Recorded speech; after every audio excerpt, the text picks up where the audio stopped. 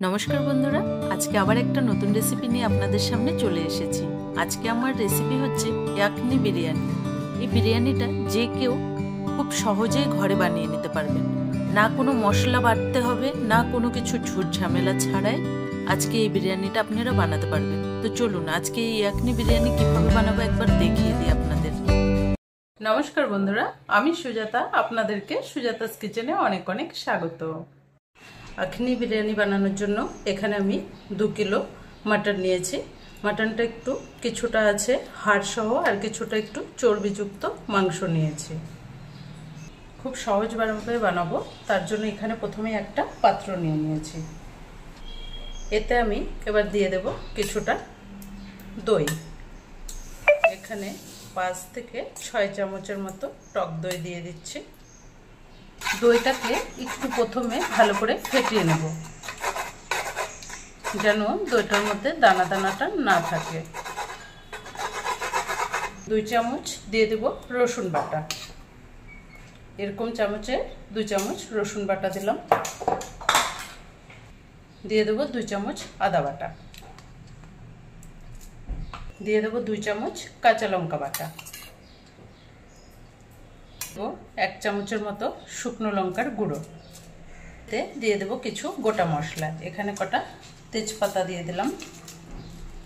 দিয়ে দেব 7-8টা সাদা এলাচ। 2 টুকরো দেব দারচিনি। 2টো দেব কালো এলাচ বা বড় এলাচ। দিয়ে দেব কিছুটা গোলমরিচ, গোটা গোলমরিচ। দেব এরকম 2 থেকে 3 টুকরো জাবিত্রি। হাতে মেপে এরকম ঠিক দিয়ে দেবো 1 চামচের মতো মৌরি। দিয়ে দেবো 1 চামচের মতো গোটা ধনে। দিয়ে দেবো 6 থেকে 7টা লবঙ্গ।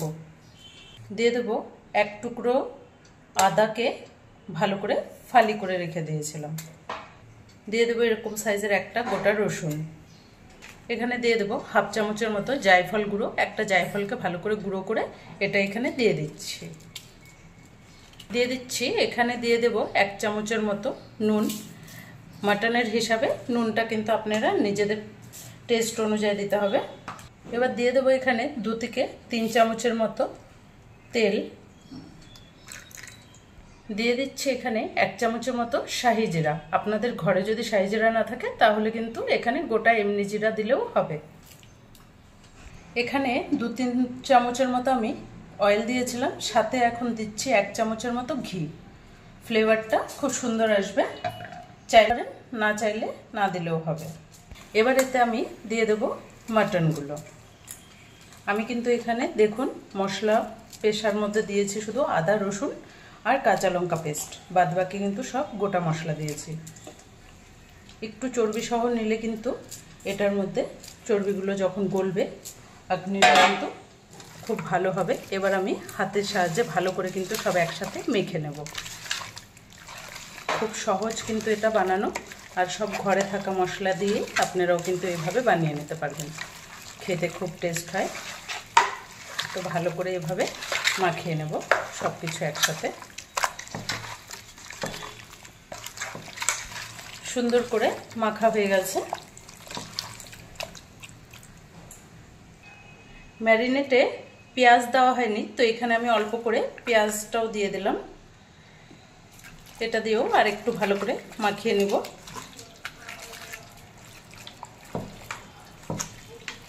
তো এবার করে মাখানো হয়ে গেছে। তো এবার আমি এটা গ্যাসের উপরে চাপিয়ে দিলাম। মাখানো হয়ে গেছে, এটা কিন্তু আমি ম্যারিনেট করে রাখলাম না। তো এবার এর উপরে দিয়ে দেবো আমি একদম ফুটানো গরম জল।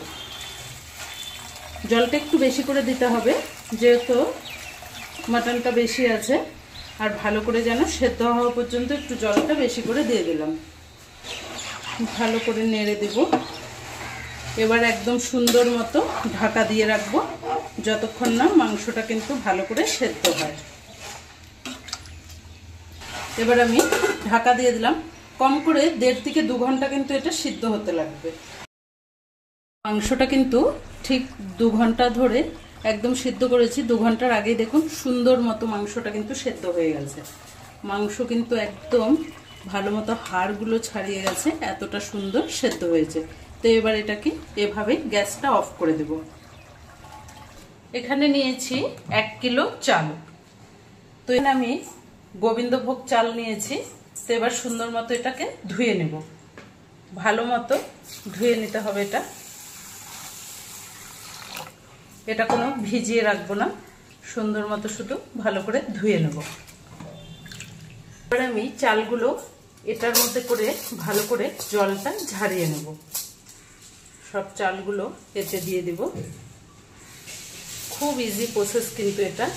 আপনারা আমি যতক্ষণ সেদ্ধ করলাম ওটা যদিও অসুবিধা হয় তাহলে কিন্তু কুকারেও সেদ্ধ করে নিতে পারবেন, তাহলে আরও তাড়াতাড়ি হবে। তো এবার চালগুলোকে ঠিক এভাবে করে শুকিয়ে নেব যেন জলটা শুধু ঝরে আসে। যে মাংসটা এখনই সিদ্ধ করলাম, এবার মাংসটা এর থেকে কিন্তু একে একে উঠিয়ে নেব।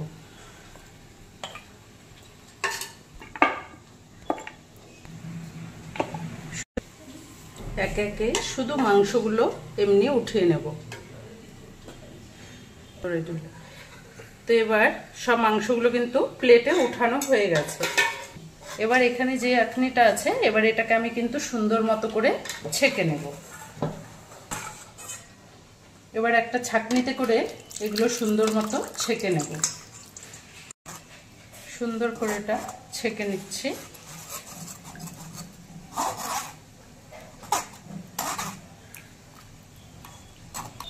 সুন্দর মতো করে কিন্তু এর ভেতরে যা মশলার ফ্লেভারটা ছিল সব এর মধ্যে চলে আসছে।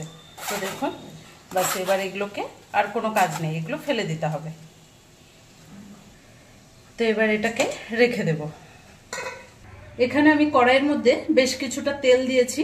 এর মধ্যে এবার আমি বেরেস্তা বানিয়ে নেব। বেরেস্তার জন্য তেলটা কিন্তু একটু বেশি দিলে বেরেস্তাটা কিন্তু ভালো হবে। একদম হাই হিটে ভাজতে হবে, সুন্দর মতো এভাবে কিন্তু নাড়তে থাকতে হবে। বেরেস্তাটা সুন্দর মতো ভাজা হয়ে গেছে। এবার আমি সুন্দর করে উঠিয়ে নেব। এভাবে উঠালে সুন্দর একটা কিন্তু কালার আসবে। এটা আরেকটু ভাজা হবে। বেরেস্তার তেলে অল্প করে ঘি দিয়ে দিলাম, 1 চামচের মতো ঘি দিলাম। এবার এই তেলের মধ্যে যে মাংসগুলো উঠিয়ে রেখেছিলাম সেগুলো সুন্দর মতো ভেজে নেব।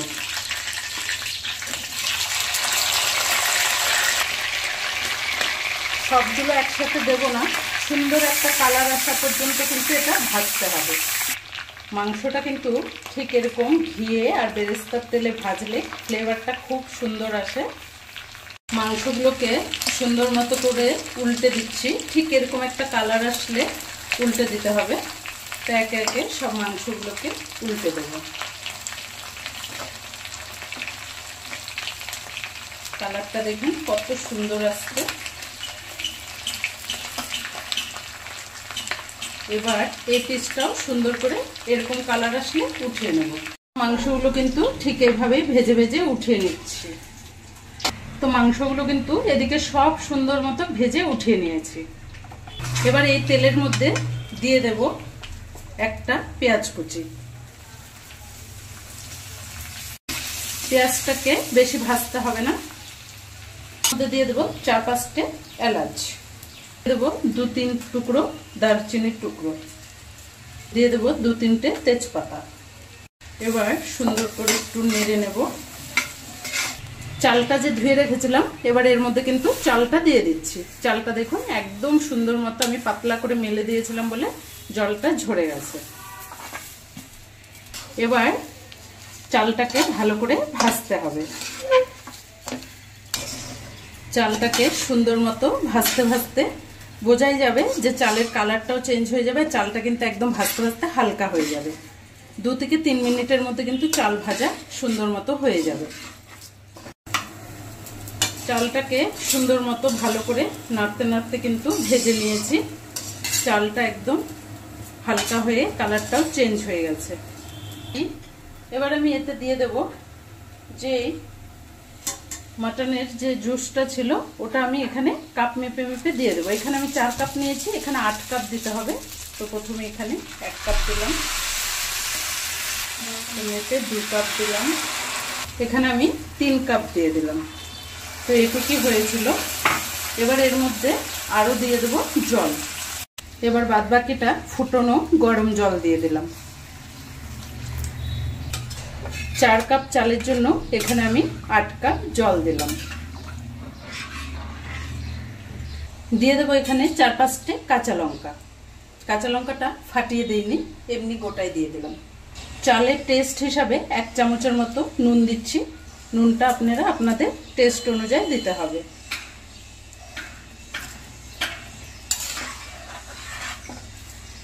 এবার আমি সুন্দর করে ঢেকে দেব কিছুক্ষণের জন্য।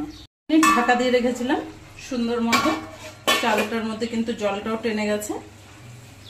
ফ্লেভারের জন্য 1 ঢাকনা গোলাপ জল দিয়ে দিচ্ছি। দিয়ে দিচ্ছি 1 ঢাকনা কেওড়া জল। আপনারা এটা চাইলে দিতেও পারেন, নাও দিতে পারেন। একটু নেড়ে দেব চালটাকে সুন্দর মতো। এই পর্যায়ে তাও নাড়া যাবে, পরে কিন্তু একদম নাড়া যাবে না। তো চালটা সমান সমান হয়ে গেছে। জলে আর চালে কিন্তু একদম এবার জলটা আর বোঝা যাচ্ছে না। এই সময় আমি এবার ভেজে রাখা মাংসটা দিয়ে দেব। তো এবার একে একে মাংসগুলো দিয়ে দিচ্ছি। দেবো বেশ কিছুটা ভেজে রাখা বেরেস্তা।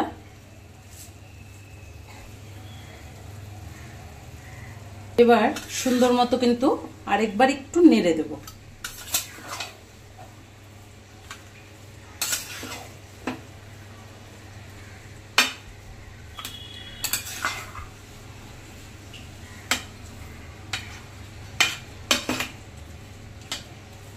লবণ মিষ্টিটা আপনারা একদম নিজেদের টেস্ট অনুযায়ী দেখে দেবেন। একদম অল্প করে এখানে আমি চিনি দিয়ে দিলাম। একটু এভাবে করে ফাঁকা করে দিলাম সব জায়গায়।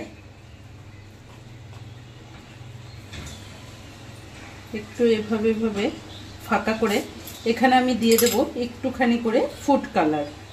এটা একদমই অপশনাল, আপনারা চাইলে দিতেও পারেন, নাও দিতে পারেন।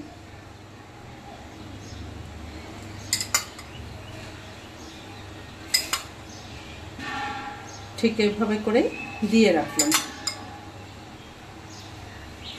এবার উপর থেকে 1 চামচের মতো ঘি দিয়ে দেব।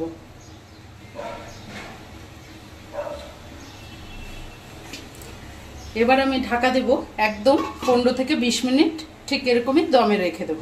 মিনিট ধরে 15 থেকে 20 মিনিট ভালো করে কিন্তু দম দিয়ে নিয়েছিলাম। তো এবার দেখুন সুন্দর মতো দমটাও হয়ে গেছে। এবার এখন এটাকে আরো 10 থেকে 15 মিনিট ঢাকা দিয়ে রাখবো, কিন্তু গ্যাস অফ করে দিতে হবে। তো এবার আরো 10-15 মিনিট ঢাকা দিয়ে রাখ। 10-15 মিনিট পরে দেখুন বিরিয়ানিটা কতটা সুন্দর ঝরঝরে হয়েছে। এবার আমি প্লেটে উঠিয়ে দেখাচ্ছি। এবার আমি ঢেলে নিচ্ছি। দেখুন কতটা সুন্দর।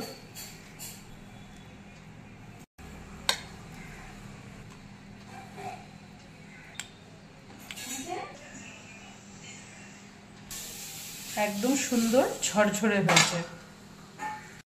তো আজকের আমাদের এই আখনি বিরিয়ানিটা আপনাদের কেমন লেগেছে কমেন্ট করে জানাবেন। যদি ভালো লাগে চ্যানেলটাকে লাইক করে অনেক অনেক শেয়ার করে দেবেন। আর যারা এখনো চ্যানেলটাকে সাবস্ক্রাইব করেননি তারা প্লিজ চ্যানেলটাকে সাবস্ক্রাইব করে পাশে থাকা বেল আইকনটি প্রেস করে দেবেন। ধন্যবাদ।